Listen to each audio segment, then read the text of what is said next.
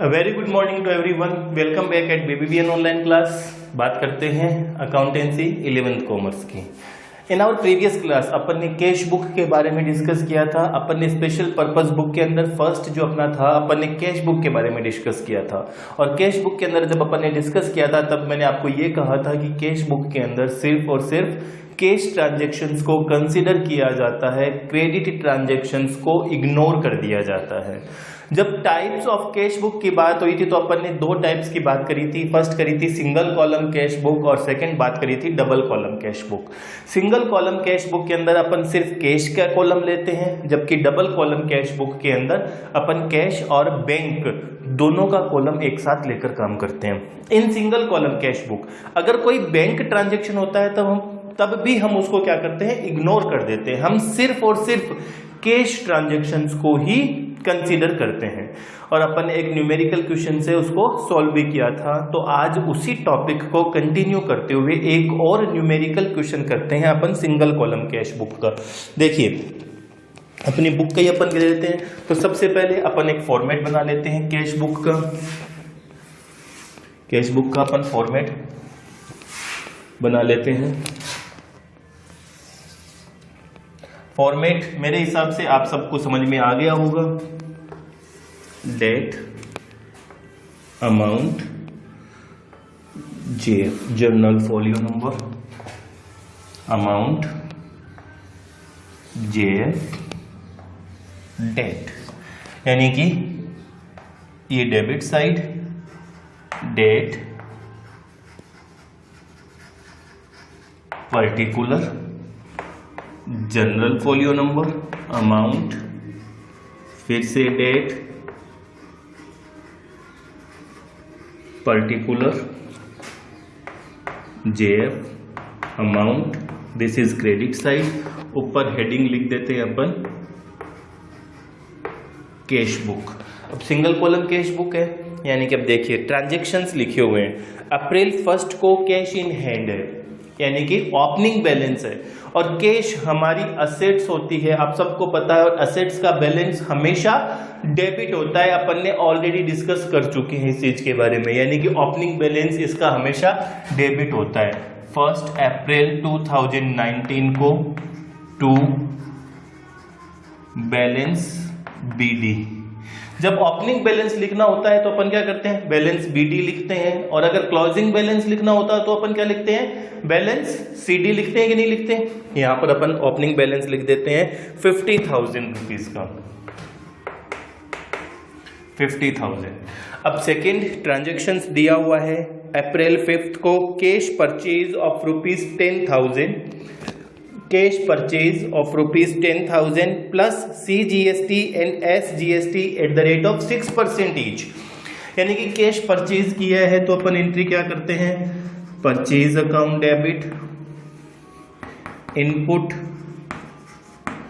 CGST account debit, input SGST account debit to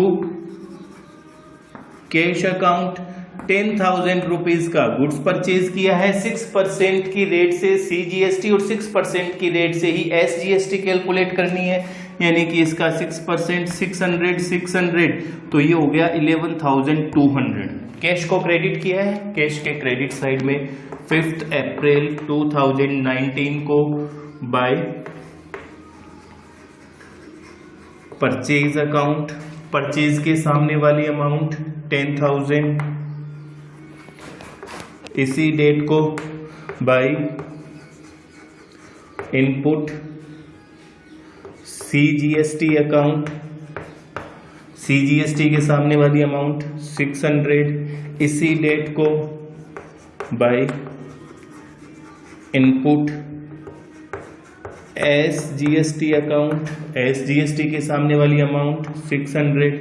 entry हो गई, posting भी हो गई, यानी कि जर्नल एंट्री आपने अगर बना ली तो आप पोस्टिंग इजीली कर सकते हैं। जैसा कि अपन ने लेजर के चैप्टर में देखा था, सेम चीज है। जर्नल से लेजर पोस्टिंग ही तो कर रहे हैं, लेकिन सिर्फ कैश ट्रांजैक्शन की कर रहे हैं, क्रेडिट ट्रांजैक्शन को इग्नोर कर रहे हैं।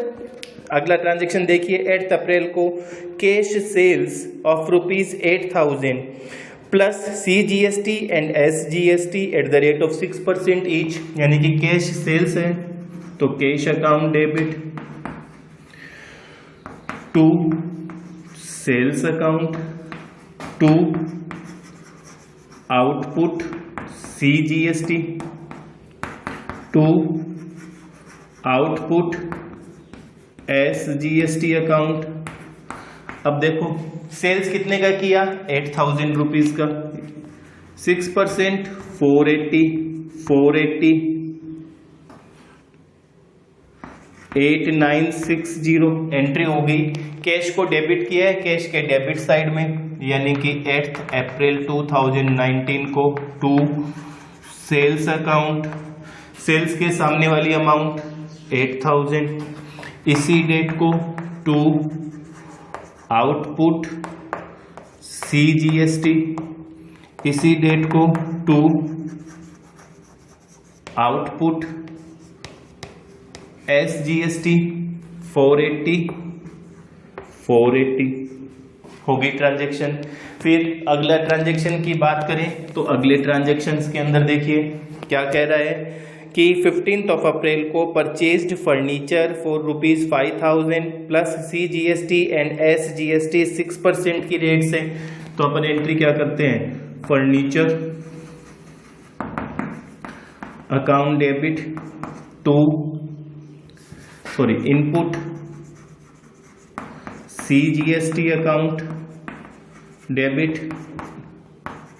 Input SGST account debit to cash.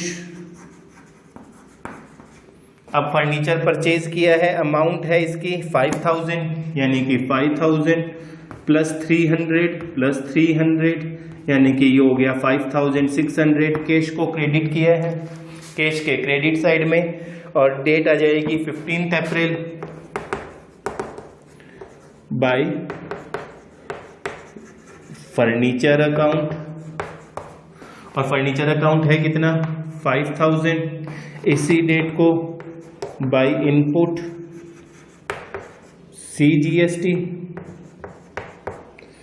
300, इसी डेट को बाय इनपुट SGST 300 हो गई जर्नल एंट्री। फिर अगला ट्रांजेक्शन अपन ले लेते हैं, और अगले ट्रांजेक्शन में ये कह रहा है कि 25 अप्रैल को है received commission 1,000 plus CGST and SGST 6% each, यानी कि कमीशन रिसीव्ड किया है तो cash account debit to commission to output CGST to output SGST। अब कमीशन मिला कितना 1,000 रुपीज का, यानी कि 1,000 का कमीशन हो गया, 6% की रेट से 60 ये हो गए 1120 की कैश आ गई। कैश को डेबिट किया है, कैश के डेबिट साइड में डेट आ जाती है 25 अप्रैल टू कमीशन अमाउंट 1,000, इसी डेट को टू आउटपुट CGST, इसी डेट को टू आउटपुट SGST 60। ये ट्रांजेक्शन भी कंप्लीट हो गया। अब अपना अगला ट्रांजेक्शन दिया हुआ है क्वेश्चन में, और वो दे रखा है paid rent 6,000 plus CGST and SGST 6% each, यानी कि अपन एंट्री कर देते हैं rent account debit input CGST account input SGST account to cash. अब रेंट दिया है 6,000 का, 6% की रेट से 360 प्लस 360 6720। कैश को क्रेडिट किया है, कैश के क्रेडिट साइड में अप्रैल 30 बाई रेंट अकाउंट इसी डेट को बाय इनपुट CGST, इसी डेट को बाय इनपुट SGST। रेंट है कितना 6000 प्लस 360 और 360, टोटल कर लेते हैं। कैश बुक के टोटल के लिए जब मैंने आपको बताया था तो मैंने आपको ये कहा था कि कैश बुक का टोटल हमेशा डेबिट साइड का ज्यादा आएगा, कभी क्रेडिट बैलेंस नहीं आएगा। कैश का क्रेडिट बैलेंस क्यों नहीं आता है? क्योंकि कैश का क्रेडिट बैलेंस होना it means it is negative balance, और कैश कभी नेगेटिव होती नहीं है। जिस दिन कैश नेगेटिव हो जाएगी उस दिन बिजनेस बंद हो जाएगा, तो अपनी कैश कभी नेगेटिव होती नहीं है, यानी कि पॉजिटिव रहेगी, हमेशा डेबिट बैलेंस ज्यादा आएगा। जब इसका टोटल करेंगे तो ये होगा 60,080, ये हो गया अपना 60,080, और इसी डेट को अपन इसका क्लोजिंग बैलेंस निकाल देंगे बाय बैलेंस CD। जब क्लोजिंग बैलेंस होगा वो होगा 36,560। क्रेडिट साइड में जो बैलेंस लिखते हैं वो डेबिट बैलेंस होता है, और डेबिट साइड में जो बैलेंस लिखते हैं वो क्रेडिट बैलेंस होता है। अपन ने लेजर के चैप्टर में डिस्कस किया है इस चीज के बारे में, यही लिखा है अपन ने। तो ये चीज समझ में आ गई, यानी कि अब आपको करना क्या है, आपको एक और न्यूमेरिकल क्वेश्चंस इसको सोल्व करते हुए इसको समझना है। न्यूमेरिकल क्वेश्चंस सोल्व करने हैं। आगे की अपनी ऑनलाइन क्लास में, in our next online class अपन मिलते हैं डबल साइडेड यानी कि 2 कॉलम कैश बुक के साथ में। तब तक आपको इनकी न्यूमेरिकल क्वेश्चंस को सोल्व करना है, प्रैक्टिस करनी है। Thank you.